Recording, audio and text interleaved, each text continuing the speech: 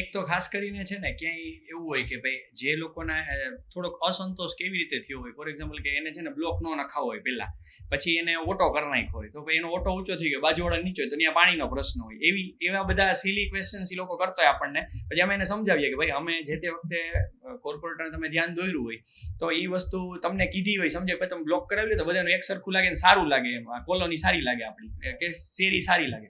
પણ એવા કામો થોડાક ધ્યાનમાં આવ્યા છે.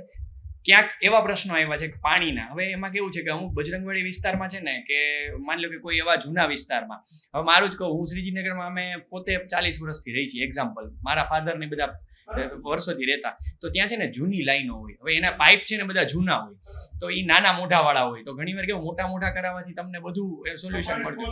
તો હવે એનો થોડો ઘણો માઇનોર ખર્ચ હોય, તો એ અંદરની સાઈડ હોય તો એ તમારા કોર્પોરેશનનો ભોગવે, તો લોકોને માનસિકતા એવી હોય કે ભાઈ ના અમને કરાવી દો. હવે એમાં અમે સોલ્યુશન કરશું, લોકોને સમજાવશું, તો એ પ્રશ્ન સોલ્વ થઈ જશે. એમ બાકી એસેજ છે ને કાંઈ સફાઈનું ને બધું મને એવું લાગ્યું છે થોડું કે કોર્પોરેટરની વિસ્તારમાં મુલાકાત થોડીક વધારવી પડશે.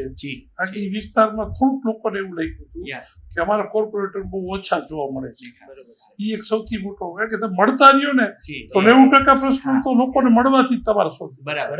એ એક થોડુંક તમારે એક્ટિવ કઈ નાનું મોટું કાર્યાલય તમારે 4 વચ્ચે 2 નંબર પર નાના મોટા કોઈના પ્રશ્નો હોય, જગ્યાએ છે બાનું છે 24/7 જેવું છે, એ લોકો ત્યાં સામે રહેવાનું છે, પોતે ત્યાં કોમ્યુનિકેશનમાં ક્યાંય ગેપ રહે છે, એ અમે લોકો સોલ્વ. એ થોડુંક એવું લાગે છે કે એ વોર્ડમાં બીજું કોઈ પ્રોબ્લેમ નથી, તો લોકો એ છે કે અમારી કોઈ વાત છે ને એ સાંભળે. એક જે ખોરાક અમુક જે મેસેજો છે, જેમ કે એરપોર્ટ રોડ મેઇન રોડ આવ્યો, હવે દુકાનો વાળા વિશેષ વધારતા જાય, એક વિસ્તાર ડેવલપ થતો જાય, પેલા આટલું ડેવલપ નહોતું, તો એ જે બેદરકારી, જે રોડ અડધા બ્લોક કરીને બેઠા છે, એ પબ્લિકની એવી અપેક્ષા છે કે અમારા કોર્પોરેટર કંઈક આમાં રસ લે. આ એક મને જે મેસેજ થોડા મોકલ્યું હતું, નેગેટિવ મેસેજ ફરતો થઈ ગયો, બરાબર, કે આ મેસેજ ત્યાંથી જ ફરવાનું શરૂ થયું કે ભાઈ આવું એ લોકોની અપેક્ષા એવી હોય કે ભાઈ અમારા કોર્પોરેટર છે ને આવું અમારા વિસ્તારમાં ન્યુસન્સ થતું હોય ને, તો એ થોડુંક રસ લઈને થોડુંક જે વિભાગને કેવું હોય એ કહે. ખાસ તો એ ટ્રાફિક વાળો જે પ્રશ્ન છે ને, હવે કારણ કેવું છે એ વિસ્તાર ડેવલપ થઈ ગયો છે, સ્વાભાવિક છે ટ્રાફિક વધવાનો છે, શોપ્સ વધવાની છે, તો ન્યુસન્સ પણ ભેગું વધે છે. એટલે પબ્લિકને એવું ઈચ્છે છે કે આવું કંઈક અમારો કોર્પોરેટર નાના મોટા પ્રશ્નો જે બીજા ડિપાર્ટમેન્ટ કનેક્ટેડ, ડાયરેક્ટ કોર્પોરેટર થઈ તમે કનેક્ટેડ નથી, કોર્પોરેશનના પ્રશ્નો ખાલી નહીં, પણ કોર્પોરેટર પર પબ્લિકની અપેક્ષા કેવી છે કે બીજા બધા વિભાગ હોય, માનો કે લાઇટનો પ્રોબ્લેમ તો ભલે જીબીનો પ્રશ્ન, તો ઈચ્છે એ કે અમારો કોર્પોરેટર હાથમાં છે, બરાબર. પોલીસ ડિપાર્ટમેન્ટનો પ્રશ્ન હોય તો એમ ઈચ્છે કે અમારો કોર્પોરેટર પોલીસમાં વાત કરે, ભલે એને ખબર છે કે તમે એનું કામ છે કોર્પોરેશન લાગતું, તો પબ્લિકની અપેક્ષા તમારી પાસે આ ટાઈપની પણ છે. અમે છે ને તમે જે કીધું ને એ પ્રમાણે અમે છે ને લગભગ આજે વધીને 2 દિવસમાં અમે આખા વોર્ડના તમામ લોકોનું, અમારો એસઆઈ હોય કે અમારો વોર્ડ ઓફિસર હોય, એની અમે મીટિંગ કરવાના છીએ. અમે 4 કોર્પોરેટરને અમે આખી એ લોકોને બોલાવશું, આખી ટીમને. અમારે 1 to 1 થઈ જાય અને બધાને અમે કહી દેવાની ભાઈ જે કાંઈ પ્રશ્નો છે એ તમારે અમારા ફોનથી ફટાફટ પ્રશ્નો સોલ્વ થવા જોઈએ, એ રીતની અમે પહેલા બેઠક કરી લઈએ છીએ. અને બીજી વસ્તુ કે પછી છે ને હવે ઓન ગ્રાઉન્ડ જ્યાં જ્યાં અમને મગજમાં છે ને ત્યાં અમે બૂથ ઉપર જવાના છીએ. માની લો કે ફોર એક્ઝામ્પલ મારી બૂથ છે 3 શેરી છે, તો એના બૂથ ઇન્ચાર્જને એને ભેગા રાખશું, એક બૂથનો પ્રવાસથી ચાલુ કરશું, 2-3 એવી રીતે કરશું. શેરીના પ્રશ્નો હોય ને મેં ઓછામાં ઓછા 10 જણાને એવું કહી રાખ્યું તમે લખી રાખો, હું આવીશ રૂબરૂ. એટલે એ લોકો અત્યારથી તૈયાર કરતા જાય છે, હું ત્યાં જઈ અને સ્થળ ઉપર પેલા આપણે પ્રશ્નો આવે પેલા આપણે ડિપાર્ટમેન્ટમાં ચેક કરી લઈએ કે આમાં કેટલા પ્રશ્નો કેવી રીતે સોલ્વ થાય, કેટલા ટાઈમ લાગે છે, કેટલા ઇમિડિયેટ થાય. તો શું તમે ગ્રાઉન્ડ ઉપર જાવ તો પબ્લિકને તમે કે થઈ જશે, પણ ખરેખર ટાઈમ લાગ્યું તો તમારે પછી બધી સાંભળવું પડે કે તમે તો બોલી જ ગયા હતા ક્યાં, તમે કહ્યું નહીં મારું. એક બીજું છે ને કે તમારું કોઈ કોનેક્ટિવિટી નંબર, ફોર એક્ઝામ્પલ તમને એમ ખબર હોય કે આ વિસ્તારમાં આ ભાઈ છે, તો તમારામાંથી એક કોઈ વ્યક્તિ તમે કે પબ્લિકમાંથી કે તમે આમાં તમારા 2-4 શેરી હોય કે 5 શેરી છે, એક વ્યક્તિ અમારામાં સીધું ડાયરેક્ટ કોઈ કનેક્ટ થયા, એ વિસ્તારના પ્રશ્નો સીધા ડાયરેક્ટ તમે ગમે નહીં આવો ત્યાં તમને મળતા રહે. એટલે અમે છે ને ઝોન આપણે ભૌગોલિક દ્રષ્ટિએ છે ને 3 ઝોન છે. એક બજરંગવાડી ઝોન છે, એક આપણે આ સારો બધો જે વિસ્તાર છે સ્લોપ રોડ વાળો એ ઝોન છે ને, એક આપણો ઝોન છે 22 બૂથ કહી છીએ અમે, 21-22 બૂથ, ઓલી સાઈડ 14 બૂથ ને ઓલી સાઈડ 16 બૂથ, એવી રીતના 3 ઝોન છે. એટલે અમે એવું વિચારીએ છીએ કે 3 છે ને ઇન્ચાર્જ રાખી દઈએ, એમાં 2-2 જણાને જવાબદારી આપે, એટલે પાર્ટીનો કાર્યકર્તા એ મોટો થાય અને પ્લસ છે ને બૂથ વાઇઝ છે ને 2-2 લોકોને જવાબદારી આપીએ. ફોર એક્ઝામ્પલ કે જો મને એક હમણાં 2 દી પહેલા ફોન આવ્યો હતો કે ભાઈ જો અમારા બૂથનું કામ હોય તો તમારે અમને કહેવાનું, ઓલા લોકો ફોન આવે ને એમ કહેવાનું કે ભાઈ અમે કીધું છે તમને.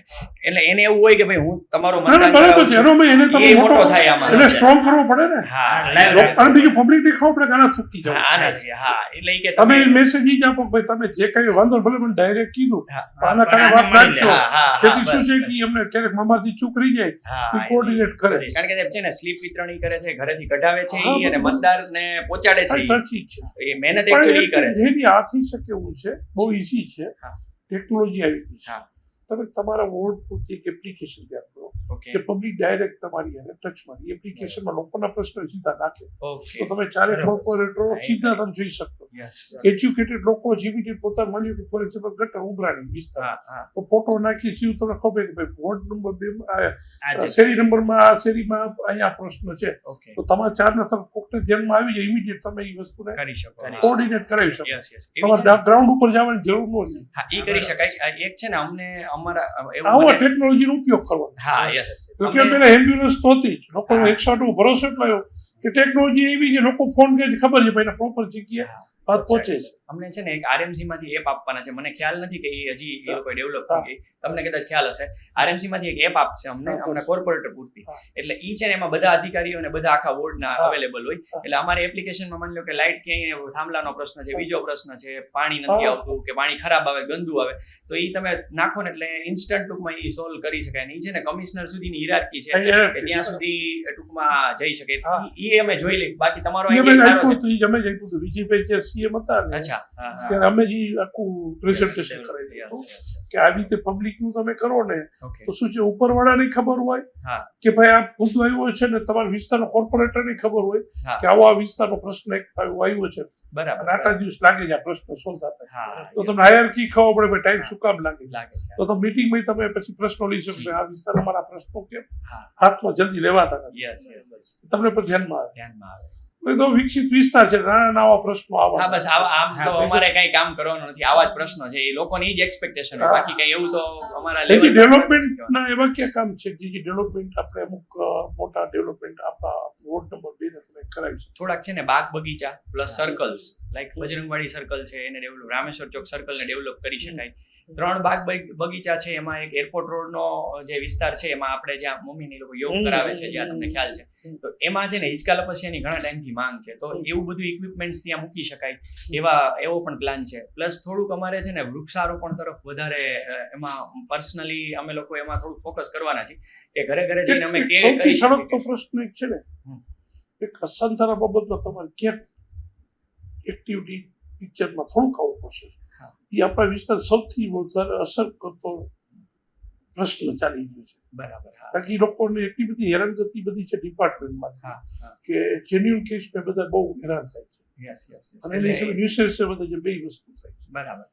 આપણા વિસ્તારમાં અસંતર એરિયા વધારે આવે છે, એ એક પ્રશ્ન બધા પબ્લિકને થોડોક વધારે. ઈ છે ને દર્શિતાબેન સાથે ઓલરેડી 1.5 મહિના પહેલા અમે બેઠા હતા, અને એને એવું કીધું હતું કે ભાઈ આ ઇલેક્શન ને બધું પતી જાય પછી આપણે એકવાર પાછા બેસી લઈને, કમિશનરે એમાં ઇન્વોલ્વ જ છે, કમિશનરે કીધું મારું ધ્યાન દોરો જ્યાં હોય ત્યાં, એટલે એમાં શું થાય છે કે મંજૂરી પર તમારે પરમિશન લેવી પડે છે કલેક્ટર પાસે. હા, કલેક્ટર પાસે. એટલે તમારા કોઈની કલેક્ટર ડિપાર્ટમેન્ટ સ્ટ્રોંગલી તમારી કનેક્ટિવિટી કરવી પડશે, જેથી શું થાય કે તમારા એ લોકો જે હેરાનગતિ થાય છે ને, એ તમારા હાથમાં પ્રશ્ન આવશે તો તરત તમે ટચ આપશો ને તો ઓલાને 90% રાહત થઈ જશે, અને તમારા ઉપર વધારે એને બાંધ જાગશે. જો મારા કોર્પોરેટરે આ પ્રશ્ન ફટાક તો કલેક્ટરમાં ધ્યાન દોર્યું, કારણ કે એ પાછું પ્રશ્ન આવે કલેક્ટરમાં, પરમિશન બધી કલેક્ટરમાં લેવાની આવે, એટલે એ થોડુંક તમારે કે કનેક્ટિવિટી તમારું અહીંથી જે કંઈ અધિકારીની વાત કરી લઈએ કે અમારા વિસ્તારના કોર્પોરેટરો છે, એની કોઈ પણ આ બાબતની વાત આવે તો તમારી ઇમિડિયેટ હાથમાં લેવી એમ.